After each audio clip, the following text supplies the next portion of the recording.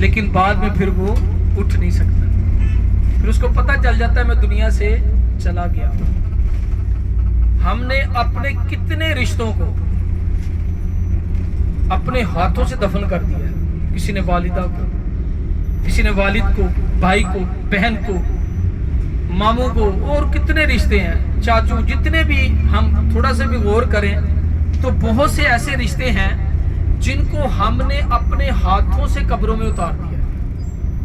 اور وقت ہمارا بھی دور نہیں ہے، جب وقت مقرر پورا ہوگا، جو مقرر وقت ہے جب وہ پورا ہوگا تو ہم سے بھی ایسی کیفیات گزریں گی۔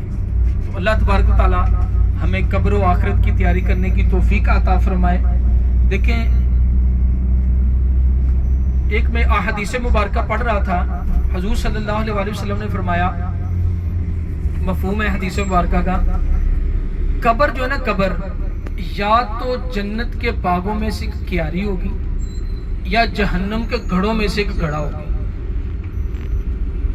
اور قبر اس میں داخل ہونے والے کو اس طرح سے دبائے گی، اگر تو وہ نیک ہوا اس کو اس طرح سے دبائے گی جیسے ایک چھوٹے سے بچے کو ماں اپنی گود میں دباتی ہے نا، سمیٹ لیتی ہے اس طرح سے، اور اگر وہ گناہ گار ہوا تو قبر اس کو اس طرح سے دبائے گی کہ اس کی ایک جانب کی پسلیاں اس کی دوسری جانب میں پوست ہو جائیں گی، اور اس کا اشارہ حضور صلی اللہ علیہ وسلم نے کر کے صحابہ کرام کو دکھایا، یعنی دونوں ہاتھوں کی انگلیاں ڈال کے۔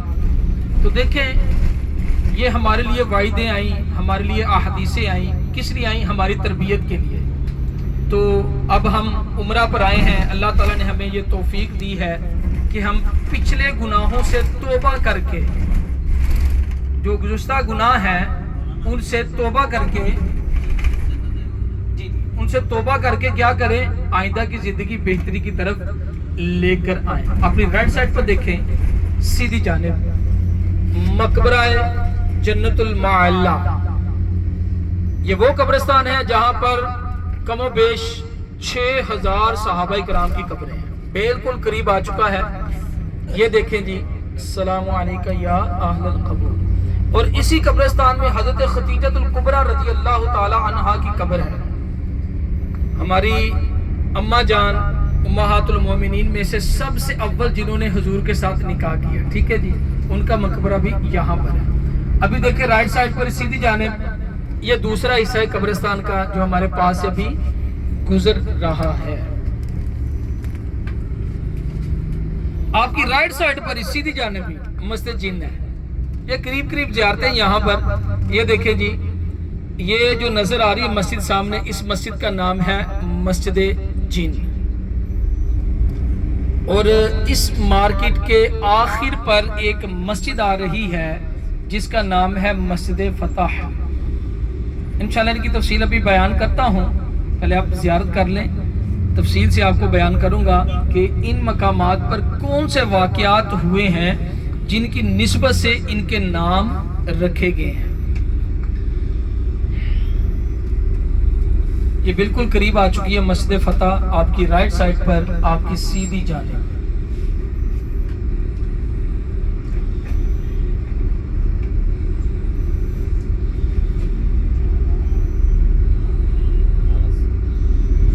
جی یہ دیکھیں جی، یہ مسجد فتح ہے۔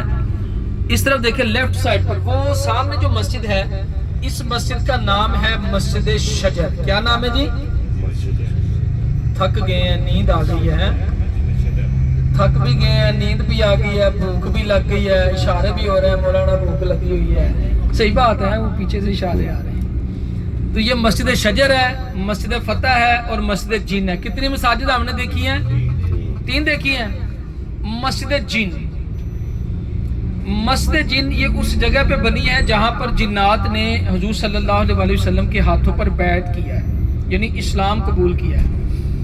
یہ واقعہ کچھ اس طرح سے ہوا تھا کہ جب آپ طائف سے لوٹے نا، اچھا طائف کس کس نے جانا ہے؟ اللہ اکبر، یہ تو چھا گئے ہیں سب، یہ تیار بیٹھے ہوئے ہیں۔ انشاءاللہ آپ کو طائف کی سیر بھی کروائیں گے انشاءاللہ۔ جب آپ طائف سے نیکی کی دعوت دے کر نا، دین کا پیغام دے کر لوٹے تو وادی نخلا میں پہنچے۔ یہ مکہ اور طائف کے درمیان میں یہ وادی ہے جس کا نام ہے وادی نخلہ. تو یہ پہاڑوں کی یرحمک اللہ، یہ پہاڑوں کی ایک نا یعنی وہ جگہ ہے. تو آپ کو پتہ ہے مکہ یہ طائف کے قریب سبھی علاقے میں پہاڑ ہے. تو جب آپ وہاں پر پہنچے تو رات آپ نے قیام کیا تو آپ تلاوت کر رہے تھے سورہ جن کی، یعنی سورہ جن اسی رات میں نازل ہوئی ہے. کہہ رہے سبحان اللہ. وادی نخلہ میں نازل ہوئی نا سورہ جن بھی. تو آپ سورہ جن کی تلاوت کر رہے تھے تو کچھ جنات کی جماعت گروہ وہاں سے گزرا. تو اس نے جب تلاوت قرآن سنا نا، انہوں نے کہا برحق ہے. ان میں بھی اہل علم تھے، پڑھے لکھے لوگ تھے جنات میں بھی. تو انہوں نے جب سنا انہوں نے کہا جی برحق ہے. پھر وہ حضور کے پاس حاضر ہوئے، اسلام قبول کیا. پھر وہ اپنے قبائل کی طرف چلے گئے. پھر وہاں سے گروہ در گروہ اپنے قبائل کو لے کر یہاں پہنچے.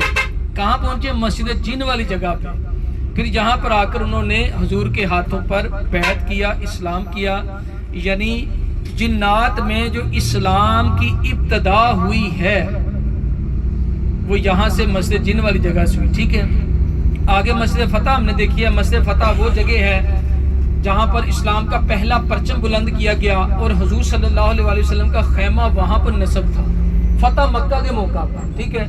اور آگے مسجد شجر ہے، اس کا واقعہ میں آپ کو بعد میں سناتا ہوں. پہلے آپ زیارت کر لیں. آپ کی رائٹ سائڈ پر سیدھی جانب یہ آپ کو پہاڑ نظر آ رہا ہے. اس پہاڑ کا نام ہے جبل ابو قبیس.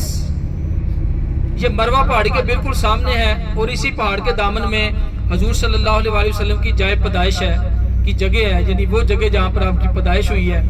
اور یہ جو پہاڑ ہے اس پہاڑ کا نام ہے جبل ابو قبیس. یہ پہلے بہت بڑا تھا، آہستہ آہستہ کاٹ کے اس کو چھوٹا کر دیا گیا.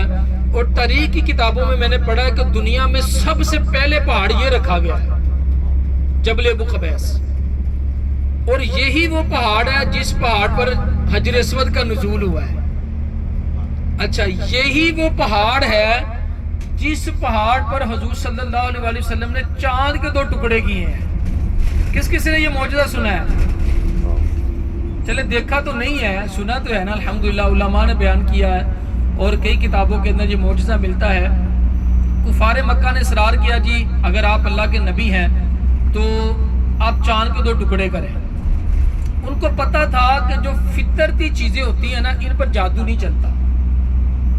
جادو کے بھی کچھ کہہ لیں کہ قوانین ہیں، تو یہ سب جانتے تھے کیونکہ یہ حضرت عیسیٰ علیہ السلام کے دور سے آ رہے تھے نا بہت سے لوگ. تو اس دور میں زیادہ جادو تھا. حضرت موسیٰ حضرت عیسیٰ کے دور سے جادو زیادہ تھا. تو جب آپ صلی اللہ علیہ وسلم سے معجزہ طلب کیا گیا تو آپ اسی پہاڑ پر تشریف لائے کہ سبحان اللہ. آپ نے اپنی انگلی کا اشارہ کیا. جب آپ نے چاند کی طرف اپنی انگلی اٹھائی چاند کے 2 ٹکڑے ہو گئے. اچھا، اب چاند کے 2 ٹکڑے بھی ہوئے. یہاں تک لکھا ہے کتابوں کے اندر کہ چاند کی سمت چینج ہو گئی، یعنی جو سیدھے ہاتھ والا ہے وہ سیدھے ہاتھ کی طرف چلا گیا، جو الٹے ہاتھ والا الٹے ہاتھ کی طرف چلا گیا. ایک نیچے آ گیا، ایک اوپر چلا گیا، پھر چاند کو جوڑ دیا. یعنی 4 معجزات آپ صلی اللہ علیہ وسلم نے اس رات میں کفار کو دکھائے، لیکن ان کے دلوں پر پھر بھی مہر تھی. پھر ہم نے آگے دیکھیں مسجد شجر دیکھی ہے. مسجد شجر جو ہے یہ اس جگہ پہ بنی ہے جہاں پر ایک پیڑ نے حضور صلی اللہ علیہ وسلم کے ساتھ گفتگو کی ہے. اسی جگہ پر یہ مسجد شجر بنائی گئی ہے. الحمدللہ ہماری مکہ کی تمام زیارات مکمل ہو چکی ہیں اور امید کرتا ہوں کہ آپ سب کو زیارات اچھی لگی ہوگی. سب کو اچھی لگی نہیں؟ اب نیند آ رہی ہے. اچھا، اب ایسا کریں کیونکہ چند اعلانات ہیں وہ بھی توجہ سے سماعت فرما لیں. اب ہم جا رہے ہیں ہوٹل، تو گاڑی ابھی تھوڑی سی گھوم کر جائے گی، تو بلکہ یہاں سے قریب ہی ہے.